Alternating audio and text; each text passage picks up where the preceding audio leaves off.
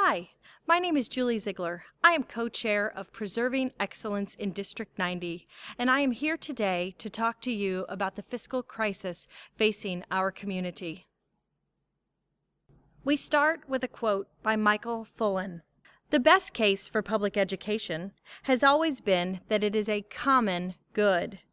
Everyone ultimately has a stake in the caliber of schools, and education is everyone's business.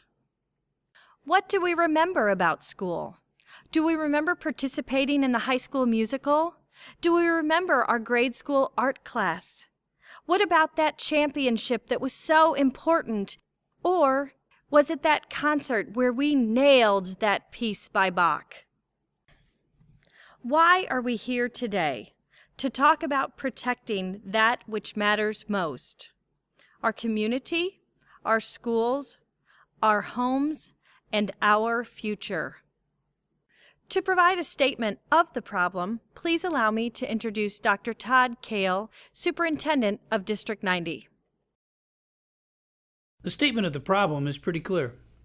District 90 has a shortage of revenue. The Illinois funding has been sporadic, to say the least, over the last few years, and has, in the most recent past, dipped strongly, causing for District 90 an issue that has threatened its ability to provide the service that we are all accustomed to. The chart in front of you sort of explains the issue. We'll walk through it one line at a time. The bottom line, the blue line, is District 90's enrollment. This enrollment has grown over these years represented on this chart from 2004 to 2012. The green line is the equalized assessed valuation line. That is the culmination of the value, assessed value, that done by the county, of all property that is encompassed by District 90. You can see that that line, that green line, takes actually a pretty dramatic growth between the years 2004 and 2008. That line, that growth, enabled the district to counter and meet the needs of those students who were continually coming to the school district, masking the real problem, that the education fund rate was too low. But because the revenue from the EAV was significantly growing at that time, then the district was able to make, of course, the necessary adjustments to its staffing, to its buildings, in order to keep up with the growth. Now, that red line shows you the general state aid. That is the aid that every school district in the state of Illinois gets according to the state aid formula, which is a composite of how much your local resources are, which in our case is our EAV, versus what you might need from the state to finish out what they figure to be an adequate dollar amount per student for education. You can see that in the year 2007, it peaked. And then you can see that it dropped off in 2008. Well, that would be normal because our EAV had grown a little. And as our EAV grows, our general state aid diminishes some. The problem is that in 2009, it diminished or even stayed flat, a quality amount. But then you can see from 2009 to 2012, it drops off significantly. This is the issue. The state has determined that due to their lack of funds in the state, they cannot fund a school district at what they promise. 2 years ago, 95%. This year, it was 89%, 11% less. Next year, the potential is for 20% less. This kind of lack of funding makes it very difficult for the district to maintain the quality services that it was providing to all of the students who kept coming. You can see that the EAV, the green line, levels off. Well, the district could have withstood that leveling off had the general state aid leveled off and then perhaps even risen like it should have. But what has happened is that the state has withdrawn their funds. The district has had to maintain the same quality of services by making a variety of cuts, And it's at the point that those cuts can no longer equal the lack of funding that is available. You can see in the blue box in the bottom corner that between 2009 and 2013, the loss in revenue is $2,308,213.42. This is the lack of funds that brings us to the issue that we face today. This slide gives you a general sense, and the slide that follows, of the cuts that have been made by O'Fallon District 90 over the last 2 years to continue to provide a quality service and keep up with the declining revenue. We've eliminated 2 central office positions. It'll be difficult to find a district of this size that has only 1 central office position like O'Fallon District 90 does. We have controlled our administrative costs despite growth in that area. We've opened a new building. That was 2 new administrative positions. We lowered our total administrative salaries by 1% during that year. In FY11, we reduced the administrative salary cost by 11%, including 17% reduction in the superintendent's salary. In FY12, we reduced total administrative salaries by 3%. So we've been using controls to keep that cost at a minimum. To equal that growth that we've had from 2004 to 2012, we probably hired 20 staff members. Up to this point, we've eliminated 16 of those.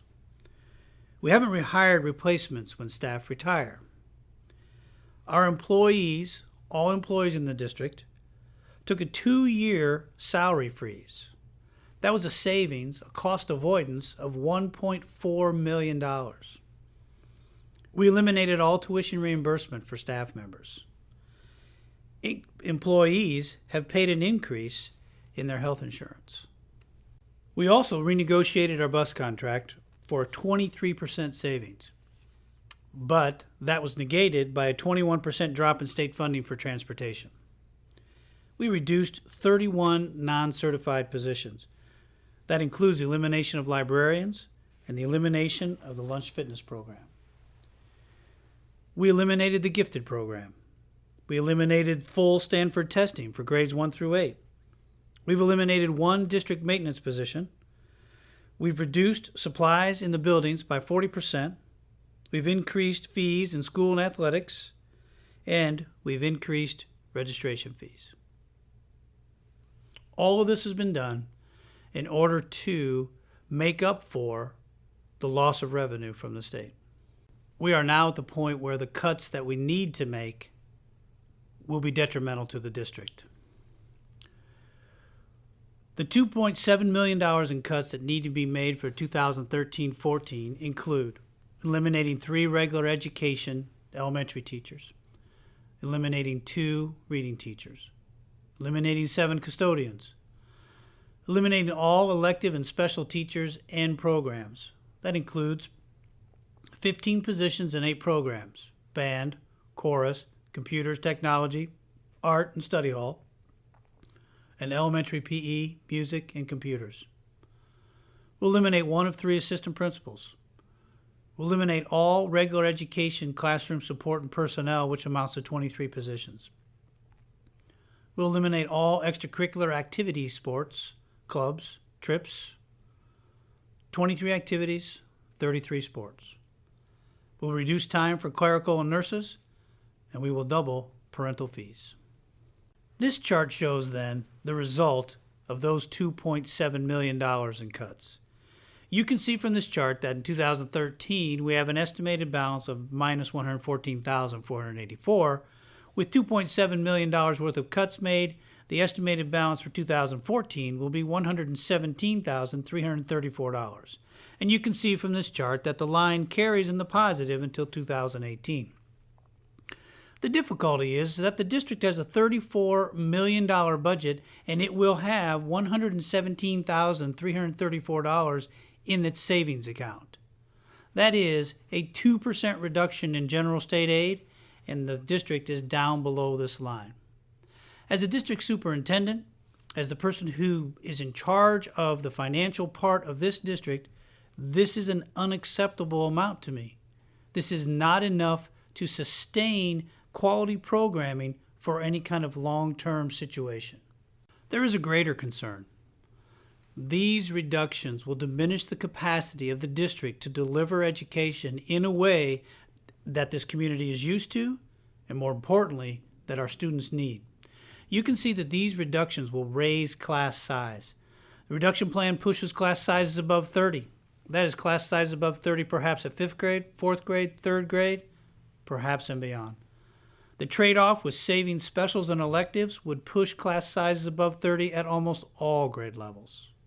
The greater problem is large class sizes mean there won't be the kind of small group instruction that you see on this slide. We know, and you know, that sometimes that small group opportunity for a student either is the kingpin to rolling them over for reading, or is that one opportunity that that gifted student gets to connect with that teacher and make that progress that we know they need and will make with that kind of connection. Our reduction plan includes elimination of 2 reading teachers. Those are critical skills for all people if they want to be college and career ready and be a member of our workforce. Our reading and math small group instruction will be reduced across the district. These reductions cause us to worry that our students will not get the kind of education that they desperately need. The next charts that follow show that District 90 has and will continue to be a prudent financial steward of your dollars. You can see from the left-hand chart that the instructional expenditure per student for O'Fallon District 90 is one of the lowest in the comparable districts in St. Clair County. At $4,879, O'Fallon District 90 is third from the bottom in the other elementary school districts in our area. The right-hand side shows the operational expenditure. This next chart shows the instructional expenditure and operational expenditure for O'Fallon District 90. We can see that in the instructional expenditure side, and that is those dollars spent per student to instruct them, O'Fallon District 90 ranks third from the bottom among those school districts in our area that are elementary school districts. You can see on the operational expenditure side, which includes the education fund, the operation and maintenance fund, your buildings, debt service, and other funds, that we rank at 9213, which is a little below center of this group.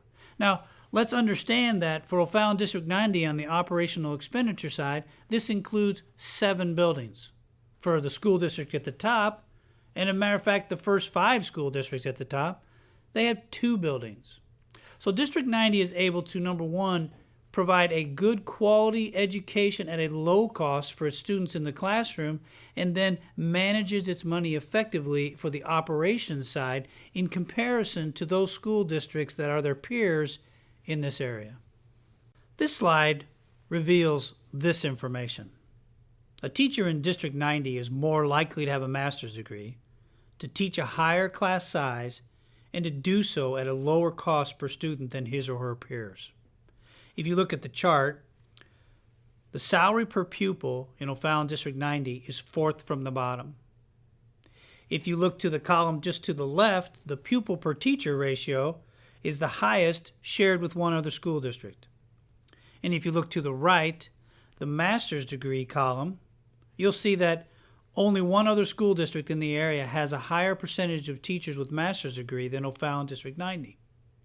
So we can clearly see that we have a well-trained teacher in the classroom providing a good education to more students at a lower cost.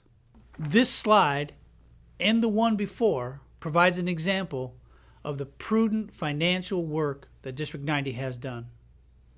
The previous slides show a district where there will be less opportunity, less service, and no security. The slides that follow show a plan to stabilize the district so that we can continue to provide the service to which you have become accustomed. The financial stability plan has 2 components. The first is a revenue enhancement. a referendum for a 49-cent increase in the education fund, and at the current EAV, a revenue increase in the Ed Fund by $3,004,166.92. The second part of the plan is continued reductions by the district in order to make sure that we are being prudent. The first is a health insurance reduction of $300,000. The district renegotiated its health insurance contract at a 22.5% savings. The second would be continued look at using deregulated energy in order to reduce our energy costs. We will reduce the contract for our mailing machines, moving all mailing machines to the junior high. We've eliminated one copier contract. We've eliminated cell phone stipends, and I must say that the cell phone stipends were personal for me, for our administrators. It was important to me that that administrator could do one of two things. First of all, in a case of any emergency at that school, that administrator could make that call that would protect those students. And the second piece was a pillar of our support for you is that we want to make 24-hour contact to any issues that you have, and that is a key piece to that. The administrator said, we don't want the stipend. The III conference is some of the best training that the board can get, but we believe that at this point and this time, it's probably not the best for us to make that decision. Reading counts updates, $14,000 in changes there. 8th grade graduation will be canceled after this year. Credit card fees will go to the user, and then the professional dues of $1,800 will no longer be paid by the district for administrators. This graph shows you what that financial stability plan does for the district. The vertex of the little triangle there is where we are today. And then that red line that moves up to a total of $3.4 million. In 2018, then, the district could be at a point where it would be stable.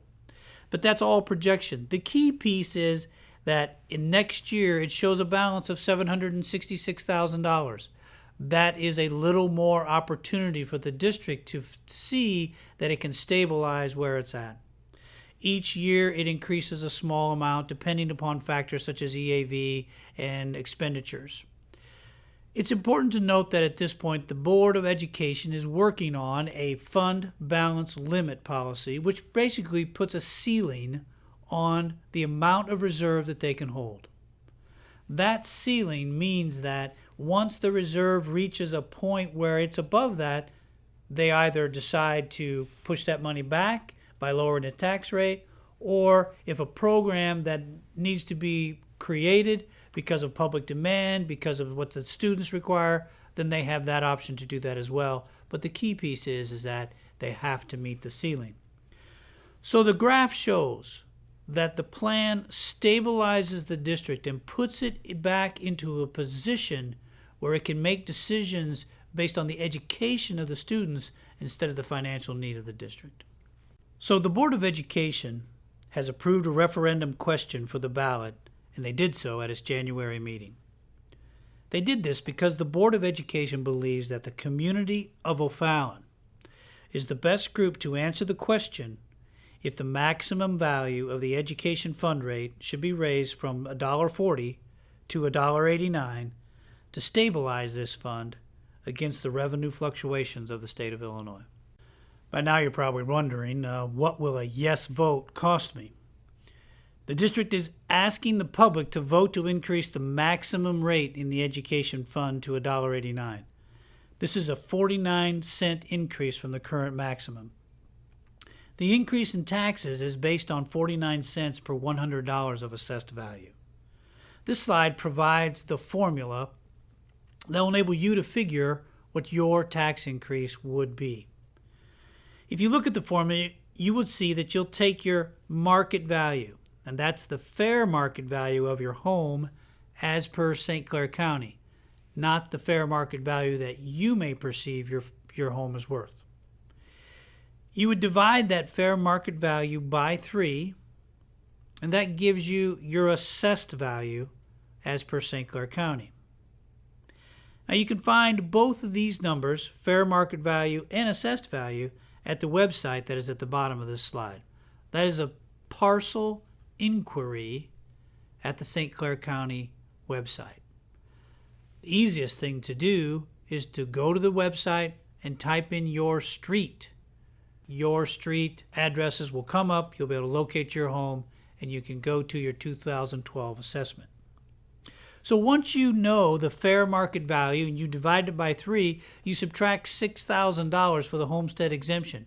And if you don't have the homestead exemption on your taxes, please make sure that you get that. It's available to any person who owns a home. And there are other exemptions available as well. After the $6,000 deduction, then you take it times 0.49. After you've done all that, you divide that by 100 and you get your tax increase. This slide provides an example for you so that you have something to follow as you do this for yourself. The formula is at the top. But we've taken a fair market value of $210,000.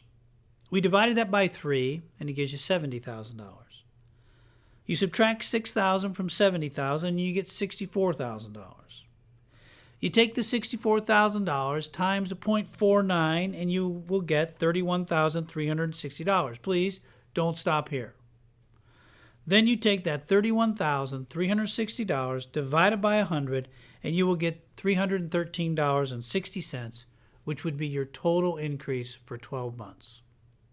So what you have to do is find the fair market value of your home, run it through this formula, and you will then know what a yes vote would cost you. Finally, below is the question as it will be presented on the ballot. And I put this here because the ballot question won't be as simple as should District 90 increase its maximum rate in its ed fund by 49 cents. Instead, the question will read, shall the maximum annual tax rate for educational purposes of O'Fallon Community Consolidated School District Number 90, St. Clair County, Illinois, be increased and established at 1.89% upon all the taxable property of said school district as the value as equalized or assessed by the Department of Revenue instead of 1.40%, the present maximum rate otherwise applicable to the next taxes to be extended for said purpose. That's a long way to say that the increase that the ballot question asks for is 49 cents in the education fund. But that is the question that will be on the ballot. So we have seen the reductions that are in place to balance the budget against the deficit created by the lack of state funding. And we have seen a stability plan that will bring the district into a point where it will be able to make decisions based on students' education instead of financial concerns. So our future is decided now. And this is an important decision that we have to make for our community. To me, this is the issue at hand. This slide sort of gives you just a general feel of O'Fallon, a vibrant, desirable community. You see up in the corner the potential. You see at the ball fields, which are here now. And then you see those places where we can go to unwind, all in our own community. This makes O'Fallon a great place to be. At the heart of this community are the schools. District 90 is a valuable partner building neighborhoods. District 90 has maintained a neighborhood school policy as much as it possibly can. And according to the 2010 National Association of Realtor profile of home buyers and sellers, 25% of home buyers listed school quality and 19% listed proximity to schools as deciding factors in their home purchase. So it's fairly clear that a neighborhood school enhances your property value because it maintains the demand for the home that you have. District 90 is also a necessary partner because we sustain value. In research done using the website schooldigger.com, which uses a 5-star rating system based on the number of different factors, including enrollment, student-teacher ratios, and test scores, what was found was that properties near schools with a rating of 4 or 5 stars were almost completely insulated from declining values, while those near schools with 1 to 3 stars experienced massive losses in value over a 3-year period. District 90 schools, in their current status, have a combined rating of 4.14 on School Digger, meaning that the value of the school district maintains the value of your property, a sustaining value from a necessary partner. Not only is District 90 a valuable partner and a necessary partner, but it is a strategic partner because we contribute to regional strength. It's important to understand that District 90 has the 3rd largest percentage of military families in the state. District 90 sits on the Illinois Military Compact Council because of that designation. In a recent interview, the current wing commander at Scott Air Force Base indicated that the quality of the school districts in close proximity to an Air Force base influences the decisions of the viability of the region in keeping the base. District 90 has been and will continue to be an active partner with military families through its strong relationship with Base Command, the PASS program, and the Military Compact Council. So we see that the value of your home and the value of your community and the value of your region is enhanced by a strong school district. What does a yes vote mean? Stable class sizes, band, choir, computer class, art, and study hall in the junior high, PE, music, and computer in all elementary schools, district-sponsored extracurricular programs, clean, well-maintained buildings, and future financial stability, continued strong property values, and continued community vibrancy and desirability. What does a no vote mean?